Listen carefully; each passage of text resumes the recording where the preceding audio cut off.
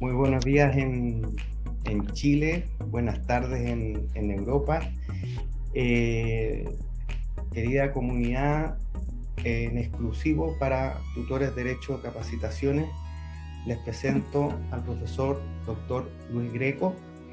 ¿Dónde está Luis ahora? ¿En Berlín? Sí. En Berlín.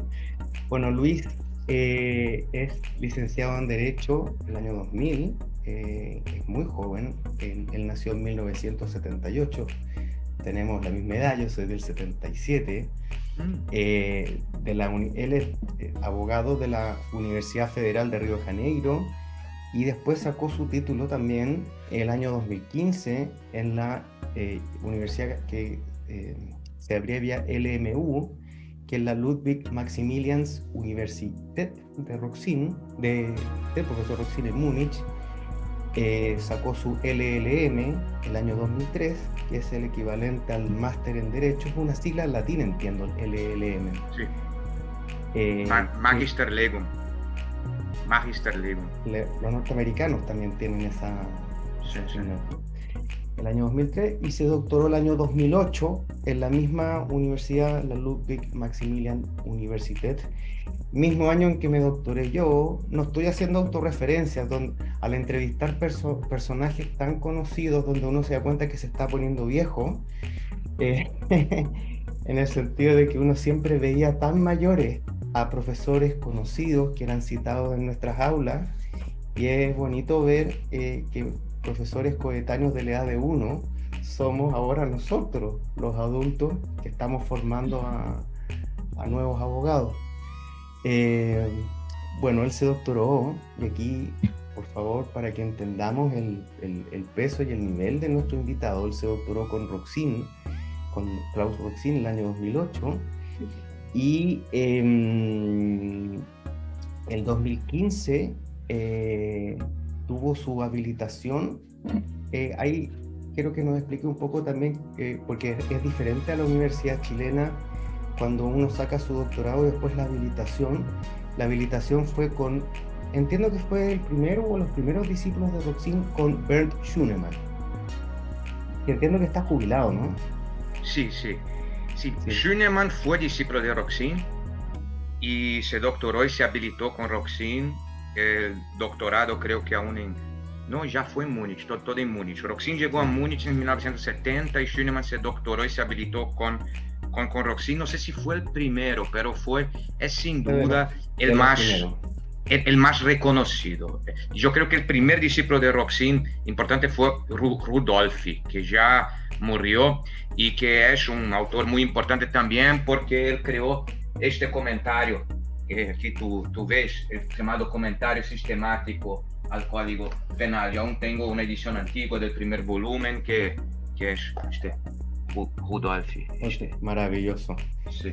Esa costumbre no existe en Chile. Existe, pero muy poquito, la costumbre de los comentarios a los códigos. Ya vamos a hablar un poquito de eso. Bueno, se habilitó el 2015 con el profesor Schunemann, y es profesor de Derecho Penal, Derecho Procesal Penal y Derecho Penal Económico, primero en la Universidad de Augsburg, la universidad que dejó el año 2017, para acceder al cargo de catedrático de Derecho Penal, Procesal Penal, Derecho Penal extranjero y Teoría del Derecho Penal en la Universidad Humboldt de Roxin. Para que entienda alumno de Berlín, Humboldt de Berlín. Para que entienda el alumno chileno, el ser catedrático es la jerarquía más alta dentro de la escala universitaria. En Chile eso equivaldría a ser profesor titular. Muchos confunden en Chile el ser profesor titular, que ser profesor titular signifique tener una cátedra propia. No, ser profesor titular en el sistema europeo es una jerarquía que es muy alta. Si lo llevamos a las Fuerzas Armadas, por decirlo, es como ser coronel, y ser catedráticos como ser general. O sea, es una jerarquía muy alta. El tener un curso propio no es ser profesor titular. bueno, entendamos que él a su corta edad ya es catedrático y no es catedrático habilitado por cualquiera, sino que por el penalista más importante por formación, por lo menos mía, de todos los tiempos, que es el profesor Klaus Roxin. Y sobre sus publicaciones podríamos estar más de una hora hablando, porque primera vez que recibo un dossier de un invitado de publicaciones en alemán, publicaciones en portugués, publicaciones en español y publicaciones en otros idiomas, y con un índice. Es impresionante. Es impresionante, y no es cualquier índice, es un índice de 25 páginas. Entonces entendamos que el profesor Greco tiene una producción científica que es muy relevante a nivel mundial. Lo último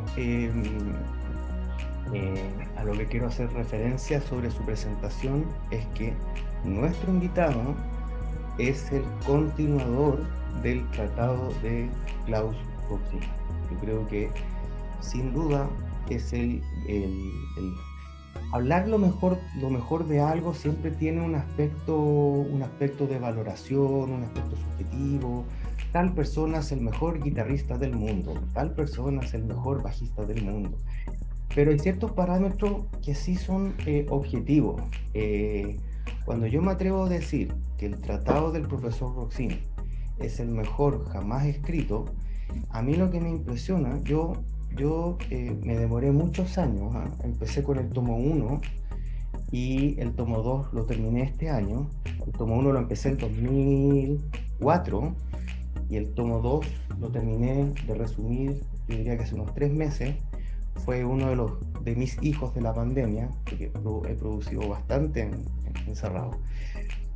Me demoré más de 10 años en resumirlo, pero tú dirás, pero ¿cómo te vas a demorar 10 años en resumir? Entre los dos, en castellano deben ser unas 3.000 páginas, porque es un libro que hay que digerir, es un texto que hay que pensarlo, hay un texto que hay que... No es sentarse como una máquina, como hacen a veces los alumnos para el examen, preocupados en cómo te van a preguntar. No, es un libro que tiene una forma muy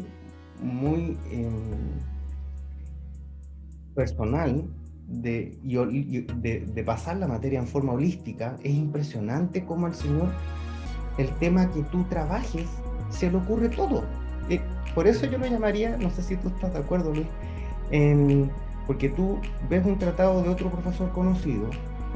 La mayoría de los profesores conocidos asumen su postura dogmática y la quieren defender acérrimamente, y cuando ven una contradicción en algo, ahí yo podría hablar un poquito de soberbia científica. No se hacen cargo del problema, o lo olvidan derechamente, lo olvidan directamente, ¿ya? Pero Roxin tiene una cosa que fue una de las primeras cosas que me enseñaron en el doctorado, que es la humildad científica. Se hace cargo de todos los problemas, y a propósito de un problema donde él ve que la mayoría no lo sigue, él simplemente dice: yo me hago cargo de esta situación y quizás en un trabajo futuro lo terminaré de corregir, mi opinión por el momento es esta, la opinión correcta es esta. O sea, lo impresionante del trabajo es que se hace cargo de todos los problemas imaginables. Eso es lo que yo valoro de ese texto, en primer lugar, y en segundo lugar, que creo que es lo más adecuable a una identidad normativa latinoamericana. Y esto siempre lo hago presente en clases, porque el funcionalismo jacobsiano es súper atractivo, porque es coherente, porque quizás tiene mejor certeza jurídica. Es súper atractivo hablar de defraudaciones de expectativas, de cumplimiento de roles, pero tenemos que aterrizar las categorías dogmáticas a nuestras realidades. Entonces, no es que yo estoy muy orgulloso de ser sudamericano, estoy muy orgulloso de ser latinoamericano. Yo me acuerdo, estando en Alemania, en una pequeña pasantía durante mi doctorado, con un grupo de alemanes, con un grupo de latinos, y dieron las 19:01 y los alemanes desesperados: tenemos que apagar el asado, nos tenemos que ir 3 cuadras más allá a continuarlo. Mira cómo se Luis, porque yo creo que ya sabes a dónde va el comentario. Y los latinos, había un argentino, un uruguayo, el chileno que habla, y había un brasileño. Pero ¿qué pasa? Era el Mundial del 2006. Estábamos en Múnich. Pero ¿qué pasa? No, porque según las ordenanzas, a esta hora ya no se pueden hacer asados en este lugar. Tenemos que irnos 3 cuadras más allá, porque no podemos hacer asado acá. Y nosotros con un par, ¿cómo se llamaban estas jirafas? Estas cervezas grandes que repartían en el... Tienen un nombre las jirafas, unas cervezas gigantescas que eran como unos vasos enormes. Yo no lo sé, porque yo no soy un gran tomador de cerveza. De cerveza. Estar en Alemania hace tanto tiempo. Las vendían en la calle. Esto tiene que haber sido por el Mundial. Bueno, para que entiendan lo que es vigencia de la norma versus bien jurídico, ese sistema está construido para personas que tienen otra forma de ver la vida. Los latinos somos más relajados, más... no digo que seamos ni mejores ni peores, somos como somos, y un tema cultural que viene de generaciones. Entonces, hacer dogmática frente a una realidad que es impracticable, eso es lo que a mí me hace frenar el bus y decir, el autor, el sistema que tenemos que seguir es el sistema roxiniano. Y lo digo más allá, si usted es de derecha, si usted es de izquierda, si usted es liberal, si usted es conservador, es el sistema que mejor se adecua a nuestra identidad normativa. Y por último, para cerrar con esta introducción, porque es el caballero que tenemos aquí presente, el continuador del tratado, el continuador del gran tratado, porque Roxin está bien viejito, entiendo que ya cumplió los 90 años, tiene más de 90, ¿no? Impresionante y entiendo que sigue yendo a actividades académicas. Impresionante. Sigue escribiendo. Escribió, ya he visto un artículo este año suyo. Imagínate. ¿Y sigue dictándole a su secretaria? Probablemente sigue escribiendo a mano y mandándolo a la secretaria por fax, debe ser esto. Impresionante. Yo tengo uno de sus manuscritos aquí, pero tengo que encontrarlo. Una mudanza está en algún lugar y no lo sé. Eso hay que enmarcarlo, una reliquia, y tenerlo en un museo. Sí. Hay un autor peruano que en Chile lo admiramos mucho, le tengo mucho aprecio en lo personal y una gran admiración académica, que es Percy García Cavero. Yo creo que Luis comparte la misma apreciación, una gran persona, un gran académico, y él es jacobsiano, pero con un sistema propio, donde sostiene que es irrenunciable el concepto de persona, precisamente para adecuar el concepto de identidad normativa.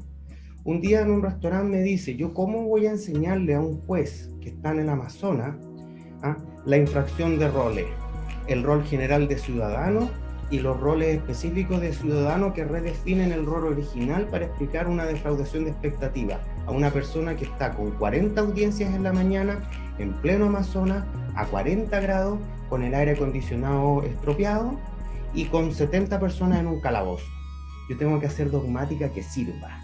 Y en ese sentido me dice él, yo aterrizo el sistema de mi formación, dice García Cavero, pero sosteniendo que es irrenunciable el concepto de persona. Y ahí es donde nos acercamos en dogmática, porque los que seguimos a Roxin, se construye un funcionalismo que parte del concepto de persona, y a partir del concepto de persona se funcionaliza el sistema. Ninguna categoría va a ser funcional, la vamos a poder normativizar pasando a llevar el concepto de persona. Los jacobsianos lo hacen al revés. Las categorías las funcionalizan desde la sociedad hacia la persona, y eso es lo que a mí me choca, tremendamente. Con esto termino la introducción. Damos las gracias nuevamente a Luis, la Academia Chilena te lo agradece, Tutores Derecho Capaciones te lo agradece, y por favor cuéntanos, estamos en plan aquí, que estamos en el living, en la sala de la casa, almorzando, conversando, aprovechando el tiempo. Cuéntanos primero cómo fue tu experiencia de llegar a Alemania, cómo llegas a Alemania, somos más o menos de la misma edad. Tú llegaste a Alemania el 2001, 2002. Yo llegué el 2003 a España, me acuerdo, en una llegué con una mochila y me fui con un container y con 2 hijos. Sí, Gustavo, gracias por la invitación, gracias por la introducción. Estamos de acuerdo en prácticamente de todo. Y mira, así, yo llegué en Alemania en 2001, llegué en octubre, en 2 o 3 de octubre de 2001. Yo me acuerdo, o sea, prácticamente 20 años. Pocas semanas antes de mi viaje, yo me acuerdo que estaba yéndome en Río a un restaurante, discoteca, el Hard Rock Café, que existe en Río, y que en Río era también, no sé si ya cerraron y todo, pero en Río era también una discoteca. Y estaba buscando tickets para mi fiesta de despedida de Brasil cuando vino el 11 de septiembre, el ataque a las Torres Gemelas, que ahora también va a hacer su cumple de 20 años. Y sí, yo llegué a Alemania el 3 de octubre y llegué ya con un contacto establecido con el profesor Roxin. Llegué entonces en Múnich y sí, en la mitad de la carrera más o menos, de la carrera de Derecho en Brasil, cuando estaba en el 6º, 7º semestre, yo decidí que me gustaría ser penalista y que sí, profesor de Derecho Penal, y que me gustaría estudiar en Alemania con algún gran profesor, idealmente con el profesor Roxin.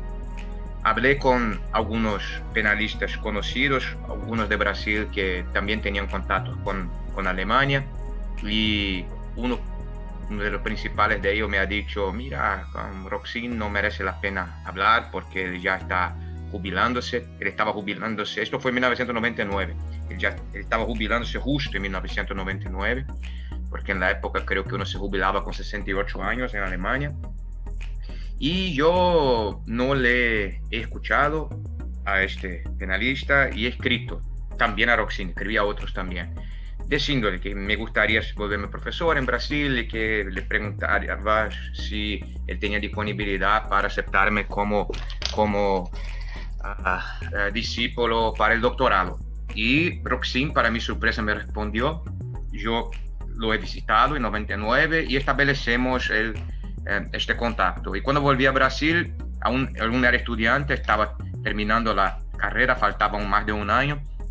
Yo empecé a intentar escribir alguna cosa, traducí algunos artículos suyos, traducí el librito Política Criminal y Sistema del Derecho Penal, que fue traducido también al castellano antes por Muñoz Conde, pero no había traducción al portugués.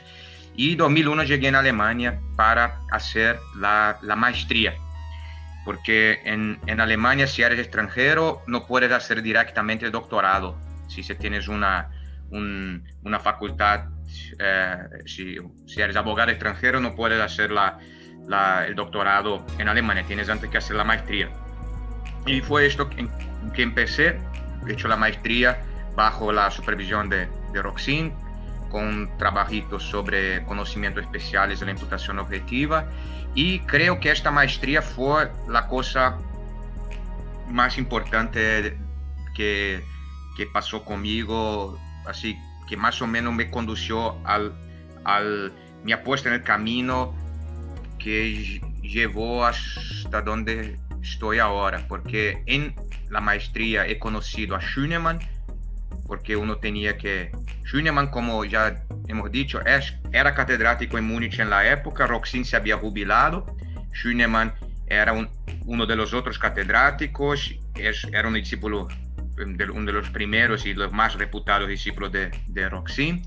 Y yo lo conocí en la maestría porque tenía un seminario que era muy interesante, llamado el Seminario de los Jueves, que ahora yo lo continúo en Berlín, y también en un semestre en que yo tenía en la maestría que hacer un trabajo dicho de seminario. Los seminarios alemanes son reuniones periódicas en que uno presenta un trabajo de 20, 25, 30 minutos y los otros lo discuten.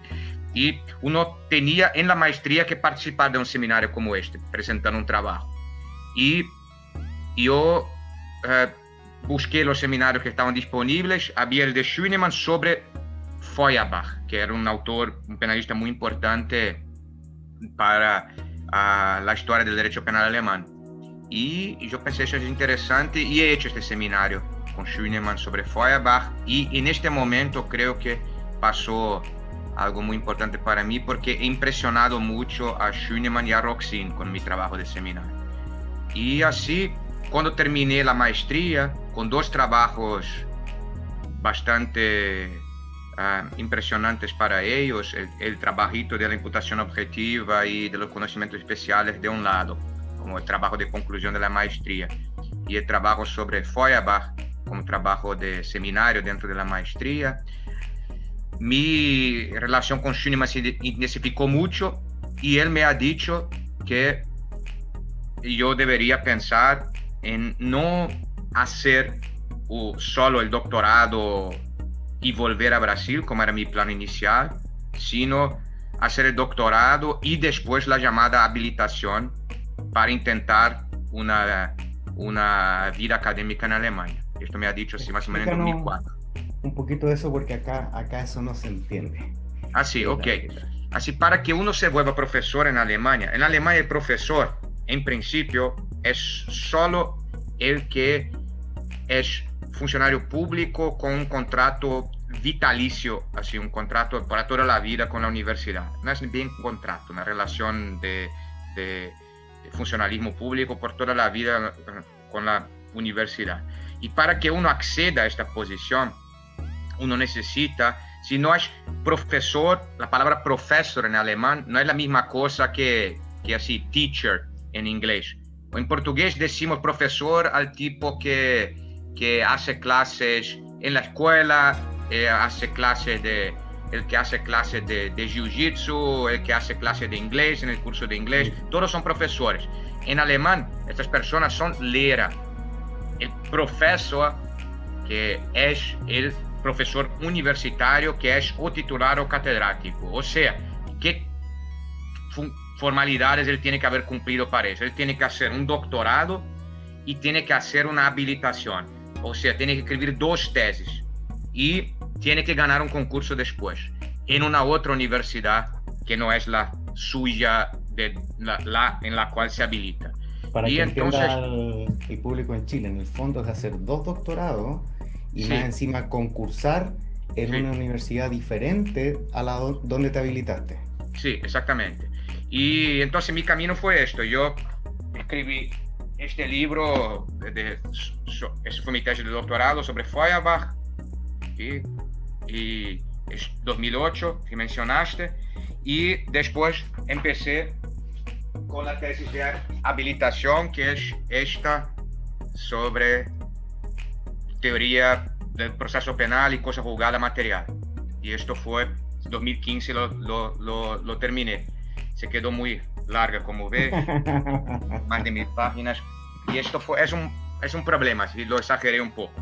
Pero, y he hecho esto al mismo tiempo, este libro, el segundo libro, lo escribí al mismo tiempo en que hacía la carrera de nuevo en Alemania, para ser más competitivo y conseguir así que nadie en los concursos futuros me dijera, él es muy bueno, pero no lo podemos tener aquí para hacer clases a los estudiantes porque no ha hecho clases él mismo como estudiante. No podemos tenerlo aquí para los exámenes. No, ¿cómo va a ser profesor si no es abogado en una universidad alemana? Sí, exactamente. Para ahorrarse ese mal rato. Sí, exacto.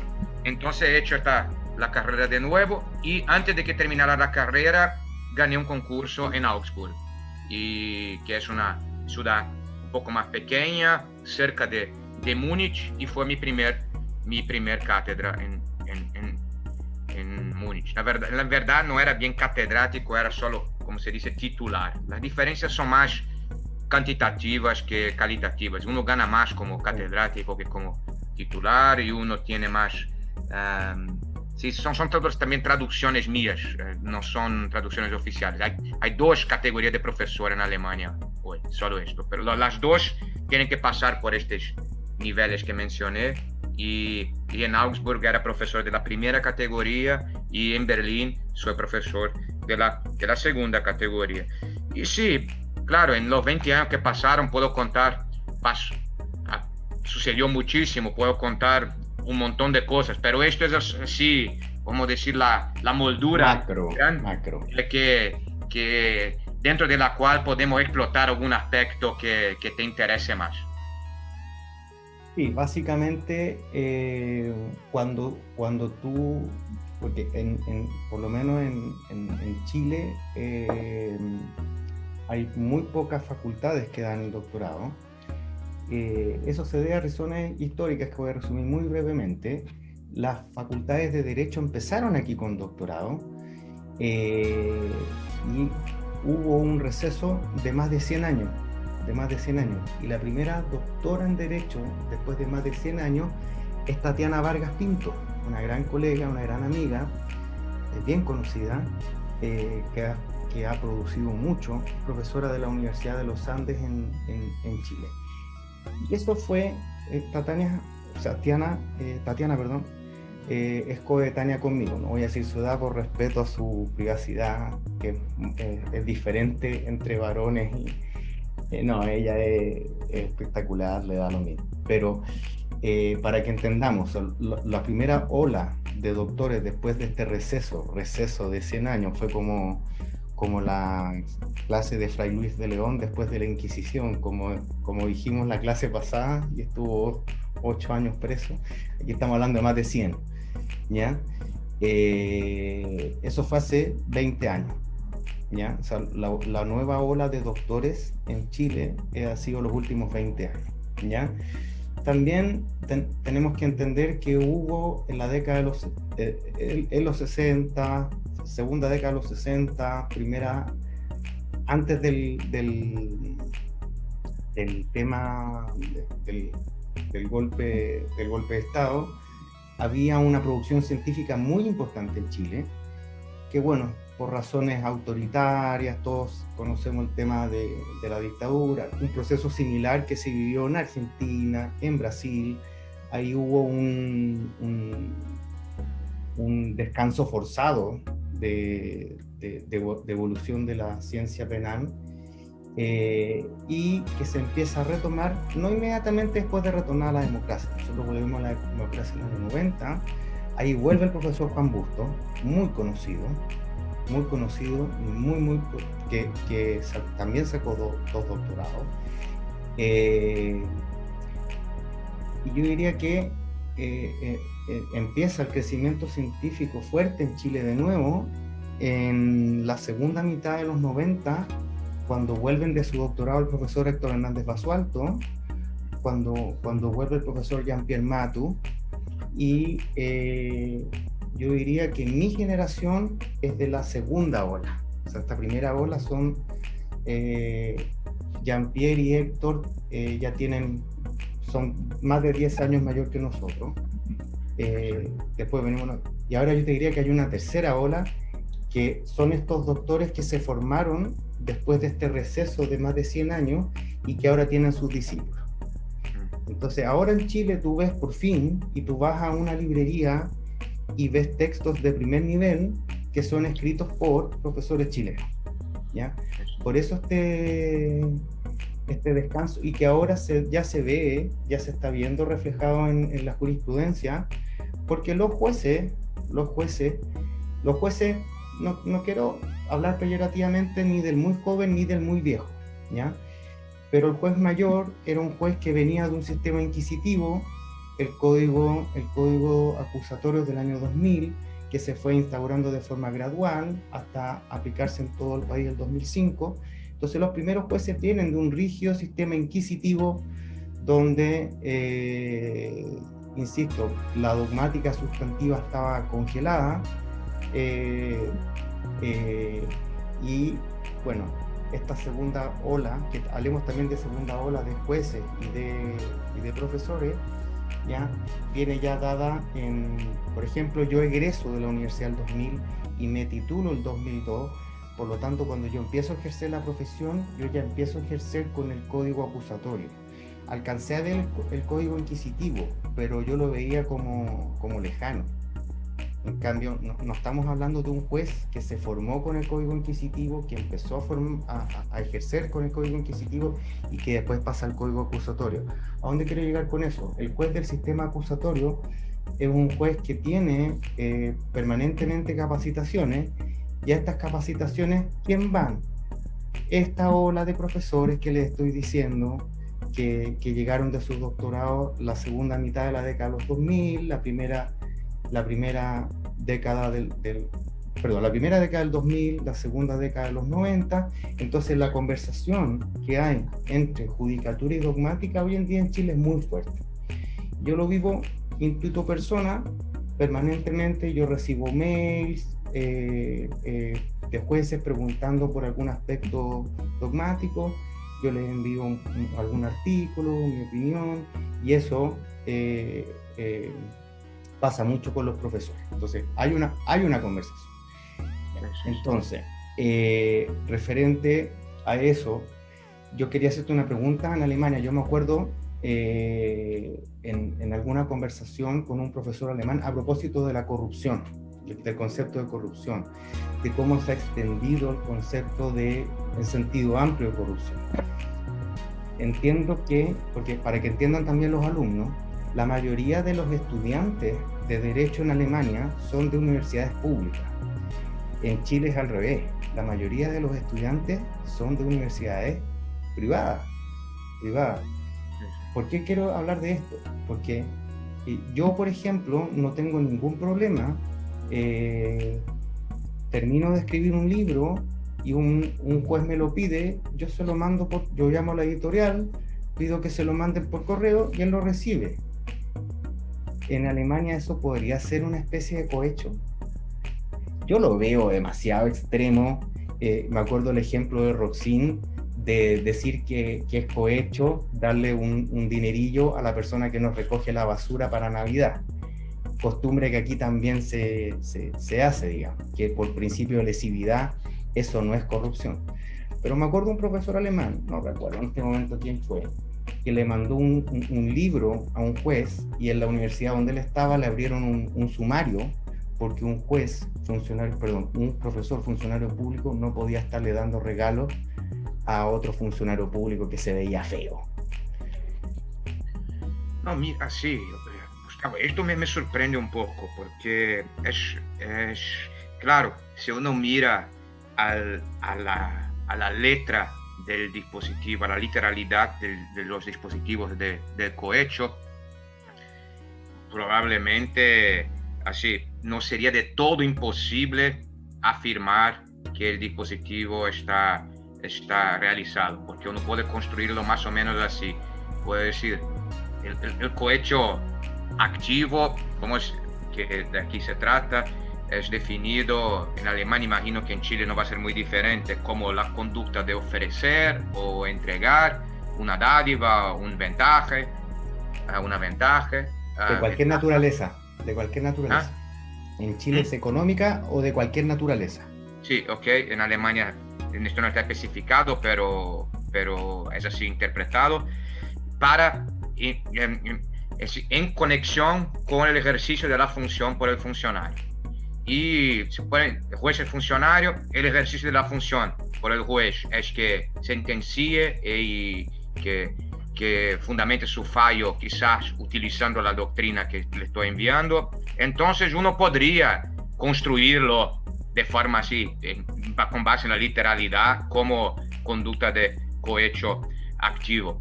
Pero así no lo es manejado en la práctica, te digo, porque nosotros recibimos de los editoriales libros, nosotros enviamos libros a unos a los otros. Yo envío libros también a jueces y recibo libros que son escritos por jueces. Quizás voy a tener un proceso criminal después de esta conversación contigo. Pero, ningún sentido una cosa es que verdad. la dogmática no converse con la judicatura. No, así es. Y entonces, lo que la salida va a ser alguna construcción como adecuación social o cosas así, o se entiende que los delitos de cohecho son caracterizados por un acuerdo de ilicitud, un pacto de injusto, no sé cómo se traduce bien esto en castellano. En Alemania se habla de una Unrechtsvereinbarung, de un acuerdo de injusto, un pacto de injusto, así lo traduzco yo al portugués. Y se dice que cuando la relación es completamente normal, no se puede hablar de este pacto de injusto. Y así creo que se resuelve la cosa. Es muy diferente, por ejemplo, de si yo conozco, así, si este juez es mi doctorando, por ejemplo, o si yo tengo ahora una causa con este juez, claro, y yo le mando la colección entera de estos comentarios que costan carísimo y así una cosa de 2.000 euros, envío todo esto para el juez que está juzgando mi caso. Aquí es diferente, yo diría, pero una relación tan lejana en que se trata solo de que uno se haga una especie de cortesía desinteresada. Claro, hay el interés de que uno cite al otro, pero este interés, sí, tú también lo tienes cuando manda tus artículos a un colega profesor que también es funcionario público. Y si fuera así, estaríamos todos presos. La influencia en la cita del juez fuera suficiente para que uno pudiera hablar de un pacto de injusto, de un cohecho, nosotros ni siquiera podríamos más hablar unos con los otros o pagarle un café uno al otro. Entonces, y donde yo lo resuelvo por un tema de antijuridicidad material, son delitos de peligro abstracto. Necesitamos un efecto, o sea, porque acá se confunde mucho, aquí a ver si podemos hablar un momento de esto. El concepto de peligro es confundido siempre como un delito de mera actividad. Entonces llamemos la atención de que el delito de peligro va a ser de mera actividad según como esté redactado el tipo penal. Sí.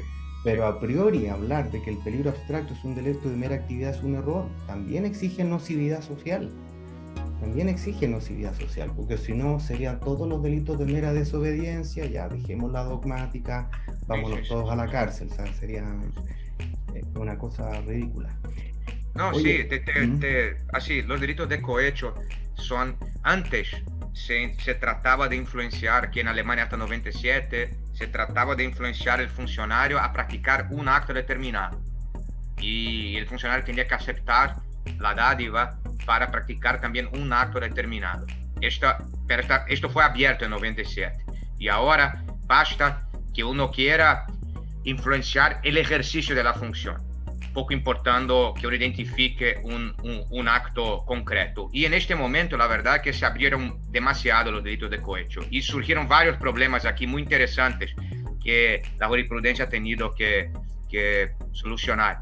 Uno de los casos quizás más impresionantes es uno de un fotógrafo que hacía fotos en escuelas de niños, así fotos de las clases de los niños pequeños, y ofreció a la escuela, ha dicho así: si ustedes me contratan, yo, más allá de hacer las fotos, yo hago una donación de un laptop para la escuela. Y ha sido procesado por cohecho este tipo, y el director de la escuela también. Y al final no me acuerdo más cuál fue la solución del tribunal, pero esto llegó hasta el Tribunal Supremo, este problema. O sea, varios en el camino lo entendieron como punible. No me acuerdo más cuál fue la solución del Tribunal Supremo. Y otro problema también interesante fue en la época del Mundial en Alemania, en que los organizadores de los juegos han dado tickets para políticos importantes, con funciones de representación, para que fueran al juego. Es muy común que, sí, hoy por la mañana, soy un gran fan del UFC, estaba viendo el UFC de ayer, y fue en Texas, y he visto que el gobernador de Texas estaba ahí en el público. Yo no creo que el gobernador de Texas ha pagado gratis, claro. por su ticket, él probablemente lo recibió gratis. Y en Alemania eso también provocó un proceso que llegó hasta el Tribunal Supremo y no me acuerdo más la solución, pero creo que aquí no se ha considerado que el delito estaba realizado. Se habló más de la función de representación y todo esto, y entonces que esto excluiría que se tratara de influenciar el ejercicio del cargo de forma dudosa, de forma ilícita. Ahí está la antijusticia material, que el funcionario haga o deje de hacer un aspecto que es propio de su función a cambio de un beneficio económico de otra naturaleza. Pero hay reglas que yo entiendo que son, que reglas que van cambiando, que son de sana convivencia. O sea, el regalo empresarial, si te regalan un caballo árabe, un whisky etiqueta azul, un perfume Creeds del príncipe Carlos, yo creo que ahí la cosa cambia. Pero una etiqueta amarilla o un caballo normalito, que esté regulado a priori, Y depende de tantos factores, ¿no? Depende de las... Claro. Por ejemplo, yo veo también que en Alemania, si tú hiciste tu doctorado en España, hay un día en que hiciste tu prueba oral delante del tribunal, ¿y qué pasó después? Tú probablemente fuiste a un almuerzo. A una cena. Sí. ¿Y quién pagó la cena? Yo, tuve que pedirle dinero a mis padres, era carísimo. Sí, exacto. En Alemania, por ejemplo, esto se entiende como problemático. Y uno piensa que el profesor que está haciendo la prueba, él no puede querer aprobar el estudiante anticipando la cena. Entonces, si hay cena después, quien tiene que pagar es el profesor. Sí, después de mi doctorado, Roxy me invitó a comer con mi papá. Y mi papá había venido de Brasil. Y entonces ahí ves también que sí, muchos de los delitos de cohecho son las costumbres locales. Y uno no puede nunca ignorar esto. Por eso también que es tan difícil este combate globalizado al cohecho basado en posiciones de los americanos, de la OCDE, que son todos en buena parte muy puritanos y que no entienden que separan con mucha facilidad el profesional del personal, y nosotros somos más yo estoy aquí hablando contigo también porque me gusta estar contigo y porque nosotros buscamos es un contacto profesional, pero también es un contacto personal. Y creo que tú hablaste más atrás de nuestra identidad normativa, usando un concepto más un poco jacobsiano, pero la idea es muy correcta en el sentido de que hay modos de relacionarse con los otros que son más propios quizás del mundo del norte, por así decir, que es este modo más distante, más separado, en que los límites están siempre claros, en que uno nunca se vuelve amigo de los colegas de trabajo, uno se contacta solo en el trabajo, aquí toda la gente dice usted y terminó el trabajo, uno solo va a hablar con el otro el próximo lunes y en el fin de semana todo separadito. Y hay un modelo más que es lo de nosotros, que es un modelo del WhatsApp fuera de horario. Sí, en que uno estamos trabajando aquí el domingo y estamos haciendo el domingo y todo funciona. O tú escribes a mi WhatsApp, los alemanes difícilmente van a mandar un WhatsApp para alguien, entonces entonces el mundo es así, y creo que en los delitos de cohecho eso también importa mucho. Cuéntanos qué va a pasar, porque estamos todos expectantes con el tratado, con la continuación del tratado. Lo vamos a tener disponible en castellano. Entiendo que primero se va a traducir al portugués. Cuéntanos. Sí, el tratado salió año pasado, 2020. Miren esa maravilla, yo la compré por Amazon, se demoró 3 meses en llegar. Sí, qué bueno. Y sí, yo trabajé empecé creo que en 2014, 2015, luego me volví profesor en Augsburg y empecé el trabajo en este libro, pero claro que no trabajé solo en esto en los 5 años que me han costado. Trabajé también en comentarios, en artículos, en otros libritos y cosas más. Pero terminé, salió en 2020, el inicio de la pandemia. En el mes de la pandemia salió el libro. Y, me acuerdo. Sí, y fue en marzo, abril y de 2020. Y ahora estamos trabajando yo y un grupo de personas cercanas, de alumnos brasileños. Estamos trabajando en una traducción para el portugués. La tendremos lista, espero que para febrero del año que viene. Y hay un entonces... tuyo que escribe de Derecho Penal Médico.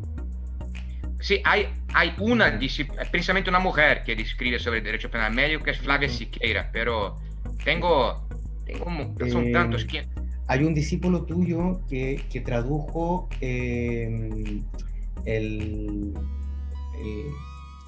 hay un manual que es para los estudiantes que dan de fines de sí, es Gleiser, el que tradujo el Hilgendorf. Extraordinario, el Hilgendorf, para que sepan los estudiantes, lo tradujeron al castellano Sancinetti, un profesor argentino muy querido. Ese libro es maravilloso. La gracia que tiene un libro pequeñito, que está pensado en los estudiantes de fin de semestre. Y hay un colega que es discípulo de Luis que lo tradujo al portugués. Yo compré la edición portuguesa porque como yo no hablo alemán y comparo y me doy cuenta de cómo porque cuando uno traduce ideas, no traduces la literalidad. Y hay ciertas cosas del libro en castellano que no me hacían sentido preparando clase, y veo la traducción portuguesa y ahí entendí. Qué bueno. Le voy a contar al Orlandino Gleiser, se va a quedar muy extraordinario, y quiero muy feliz. Contacto con él también para invitarlo. Sí, te paso su contacto. Él está terminando su doctorado conmigo y también va a trabajar en esta traducción. Está haciendo, creo que el capítulo de la legítima defensa, no lo sé bien. Lo distribuimos el libro por varias personas, unas 12, 13 personas, y estamos todos en esto. Y el año que viene, al inicio del año que viene, espero tener todas las traducciones hechas. Vamos a sentarnos juntos y terminarla para el portugués. Y al mismo tiempo yo sé que hay una traducción castellana en producción, profesor Miguel Díaz y García, que qué bueno. De los traductores de la segunda edición que está traducida al castellano. De León. Sí, profesor de León, discípulo de Diego Luzón, que siempre pasó bastante tiempo bajo la supervisión de Roxin cuando vino a Alemania, de Roxin y de Schünemann. Es un gran amigo, una persona muy próxima de esta gran escuela, Roxin, Schünemann, y ahora puedo decir... Entonces, en español, claro, en español se está traduciendo directo de la última edición, que fue la que actualizaste tú, digamos. Exacto, porque la edición española traducida es la segunda, que es de 97, creo. Y entonces creo que antes, es 94 o cosas así. Tienes toda la razón, del 94, y la primera edición en castellano es del 97. Sí, exacto. Entonces, tiene muchos cambios ya. Así, el propio Roxin cambió muchísimo de opinión. Hubo varias otros desarrollos sobre los cuales él opina. Y el libro, no diría que dobló de tamaño, pero yo diría que unas 500, 600 páginas nuevas hay. Y unas 200 de estas son mías, que también... y no he añadido cosas solo porque a mí me parecía importante o me gustaba. Son nuevas discusiones que han necesitado de una opinión. Lo poco que yo entiendo alemán, cuando leo el prólogo y Roxin habla de ti, y lo que yo entendí, que una de las razones por la que escoge que tú le continúes el tratado es tu habilidad en hablar en muchos idiomas. Y lo que yo entendí de este prólogo es que él necesitaba un científico que hablara muchos idiomas y que hablara y que tuviera la habilidad de hablar español y portugués como idioma nativo y alemán muy bien. Y por eso a él le interesaba mucho el tema del desarrollo del derecho comparado. Eso fue lo que entendí yo de ese tratado. Gustavo, ¿me das un segundito solo para que me vaya al baño? ¿Me das un segundo? Sí. Aprovechamos un segundo para ir al baño ambos, así que pausamos la grabación, la reanudamos. Sí. Mira, yo creo, claro, las razones por las cuales Roxin me escogió a mí, yo no me acuerdo de si él lo ha dicho en algún lugar así públicamente, pero esto de que yo pueda leer y tener en cuenta no solo doctrina en lengua alemana, claro que es un factor que de su perspectiva es muy importante, porque Roxin siempre entendió a sí mismo y la ciencia del derecho penal como una ciencia internacional. Él habla a las veces de dogmática internacional del derecho penal. A mí me gusta usar un término aún más pretencioso, a mí me gusta hablar de ciencia universal del derecho penal, porque a mí me parece que, claro, hay diferencias locales, hablamos de algunas de ellas en el momento por ejemplo, de interpretar el cohecho, pero una teoría bien formulada, una teoría bien hecha, tendrá los puntos abiertos para recepcionar la realidad de cada lugar y todo, pero estos puntos no son cualquier puntos. Uno no puede decir que una tentativa o un dolo pueden ser una cosa completamente diferente en Brasil que en Chile, que en Alemania. Hay muchas cosas que son similares y hay muchos puntos en que nosotros podemos discutir unos con nosotros y aprender unos con los otros. Y esto, en el segundo volumen del tratado que salió en 2004, yo ya estaba en Alemania. Yo ayudé un poco a Roxin añadiendo un poco de literatura extranjera. Esto fue 2004 y creo que esto, claro, a él le gustó, y pensando en el futuro de su manual, porque el volumen 1, la última edición fue 2006, me estoy confundiendo, perdón, la última edición fue 2003, creo, y de esto yo no participé tanto, y él ya sabía que probablemente él no haría más esta última edición porque ya estaba jubilado, la próxima edición, y entonces ya estaba probablemente pensando en pasarlo a alguien, y vino que yo tenía esta capacidad y tenía otras capacidades también por ser dogmáticamente sólido y trabajo, y es la verdad es que esta capacidad uno tiene que tener también simplemente de entregar las cosas, de sentarse, escribir, hacer el trabajo, aguantar mucho peso de trabajo. Esto yo aguanto también, y me acuerdo cuando, yo siempre he hecho también bastante unos deportes un poco peligrosos en mi vida, como jiu-jitsu y cosas así. Y me acuerdo cuando me lesioné una vez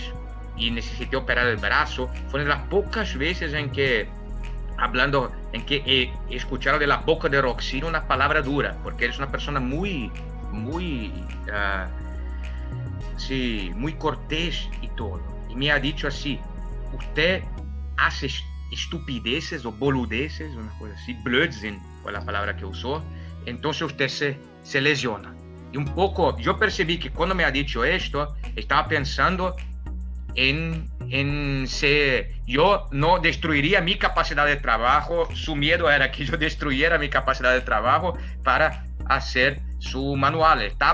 Esto fue, creo que 2012, un poco antes, o en la época en que ya lo tenía decidido, en esta época que yo recibiría el manual. Me lo contó, creo que en 2011, 2012, no me acuerdo más exactamente cuándo. Sé que firmé el contrato ya después de ser doctor, pero antes de terminar la habilitación.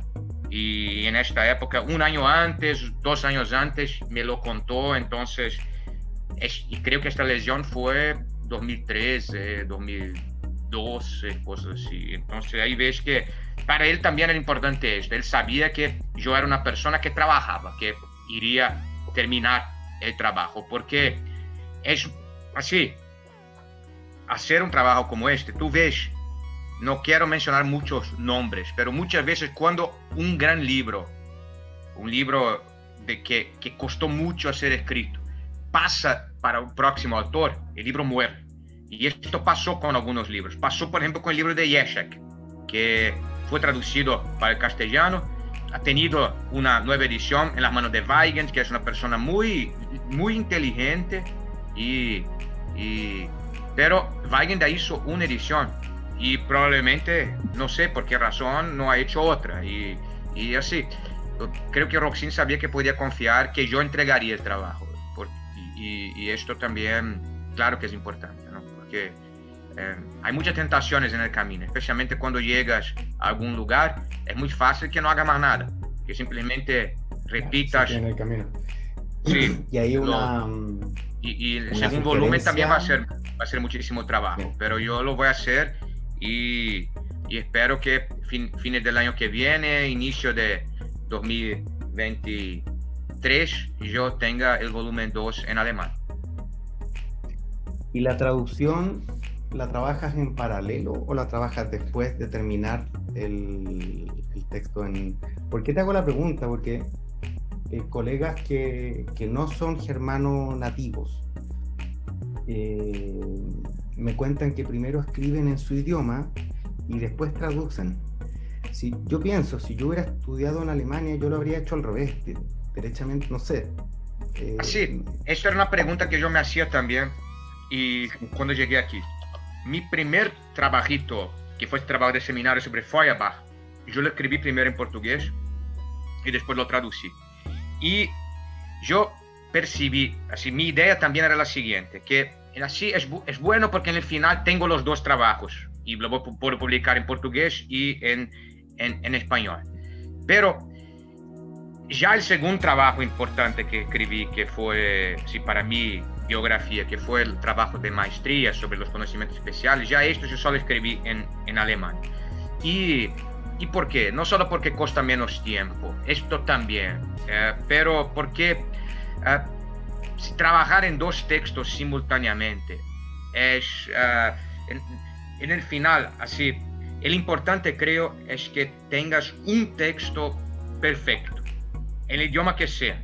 Y si yo estoy escribiendo el texto perfecto para Alemania, en principio no es el mismo texto perfecto para Brasil, porque como me hablabas en el inicio o ayer antes de esta conversación, ahora estamos hablando para el público chileno, entonces muchas informaciones que uno no pondría si esto fuera un texto, muchas informaciones no entrarían en el texto para el público alemán y tienen que entrar en el texto para el público chileno. Y al contrario, mucho de lo que me contaste porque sabes que yo no conozco la realidad chilena.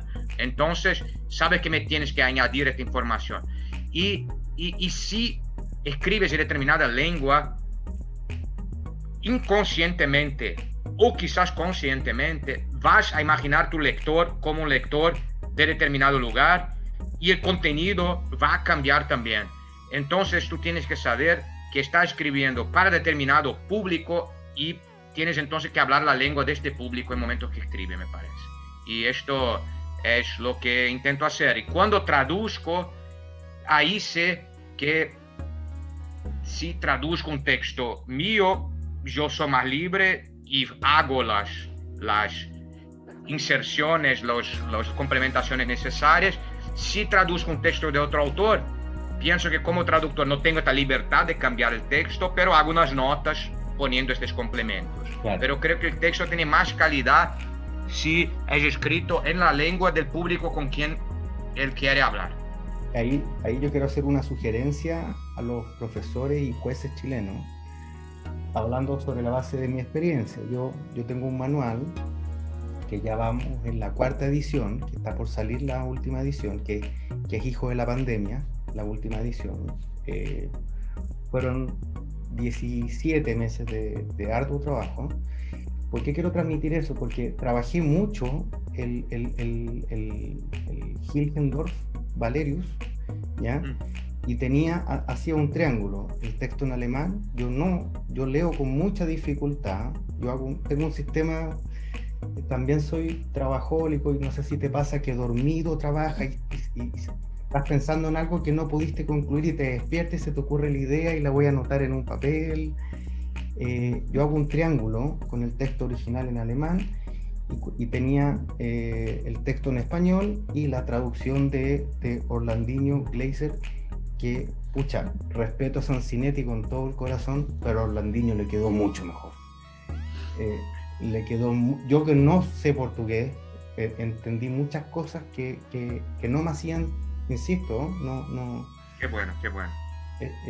Entonces, haciendo ese triángulo y también para ver qué es lo que quería transmitir el autor, que es un trabajo que utilicé mucho para la edición nueva del manual.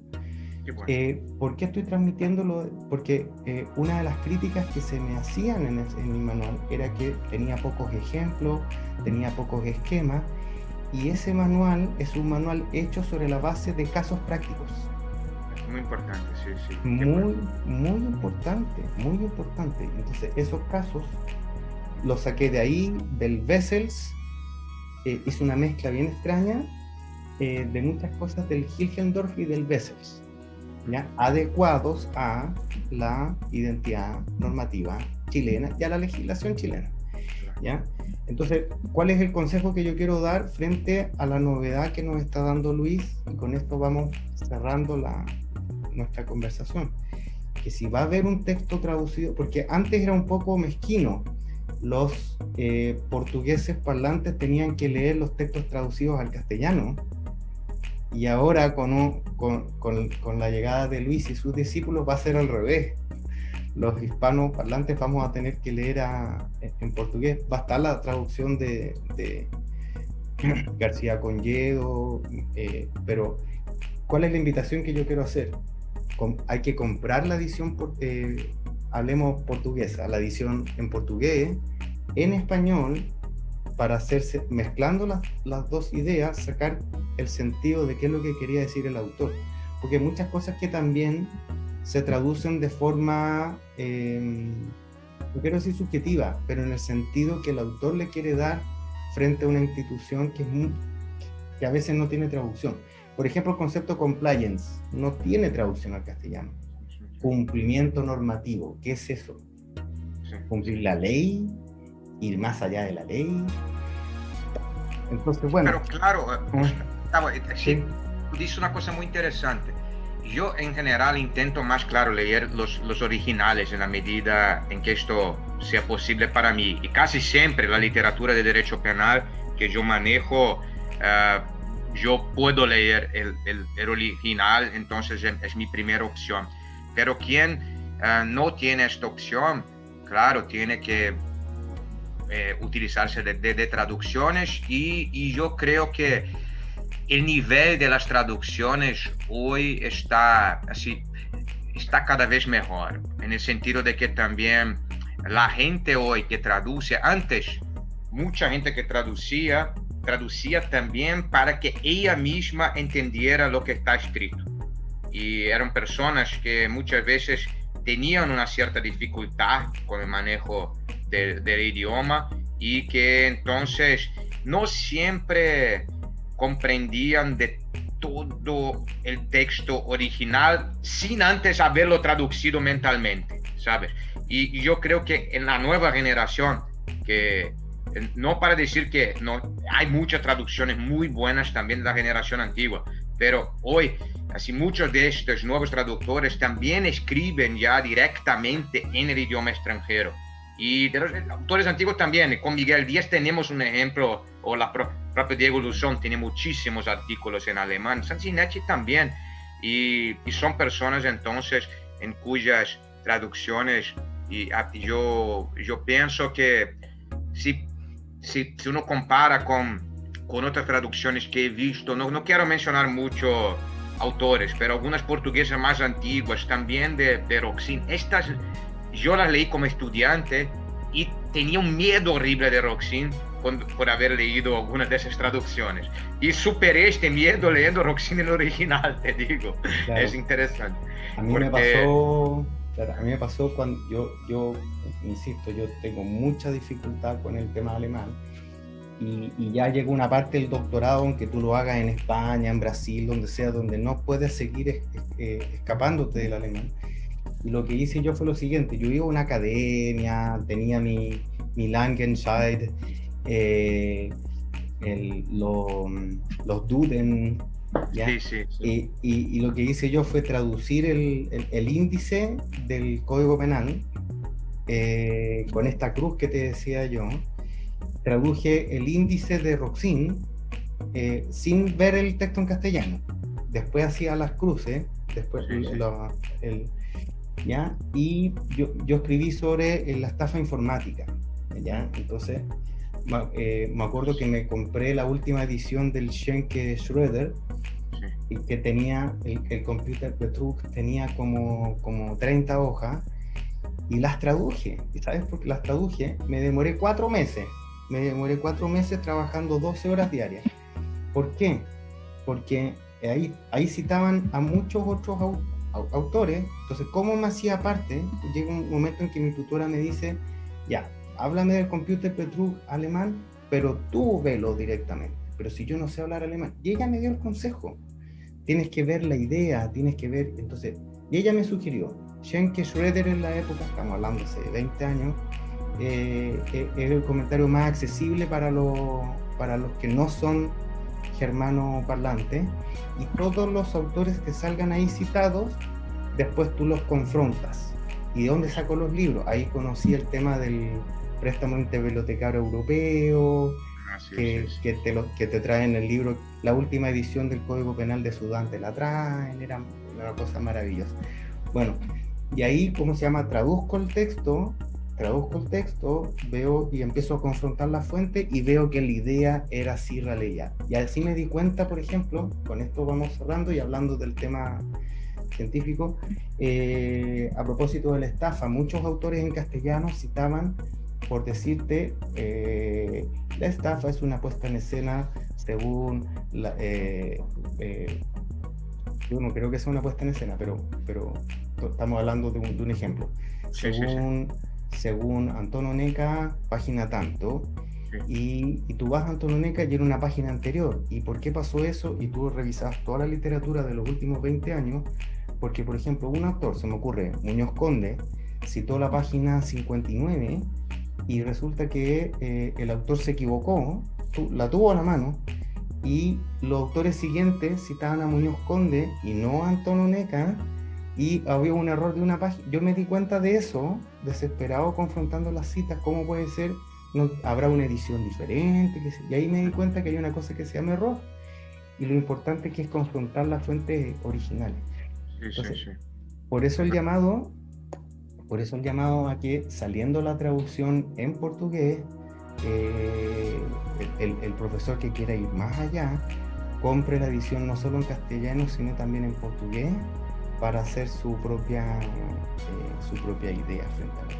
No, sí, seguro que esto, y claro, el bueno también es que la traducción en portugués yo la voy a revisar, y entonces sí, es un coautor revisando. Claro que muchas páginas son de propio Roxin, pero yo creo que así, yo estoy muy orgulloso en el sentido de que mucha gente me dice que es muy difícil saber qué parte del texto es suya, qué parte es mía, en el sentido de que yo conseguí dar una impresión de continuidad al texto, y lo que de organicidad. Esto era muy importante, no tener un libro híbrido, así, un libro escrito así, en que uno viera quiebras y cosas así. Yo no estoy en todo soy de la misma opinión que Roxin, pero a mí, como mencionaste en el inicio, me gusta cerrar las cosas volviendo al inicio. Tú hablaste en el inicio de que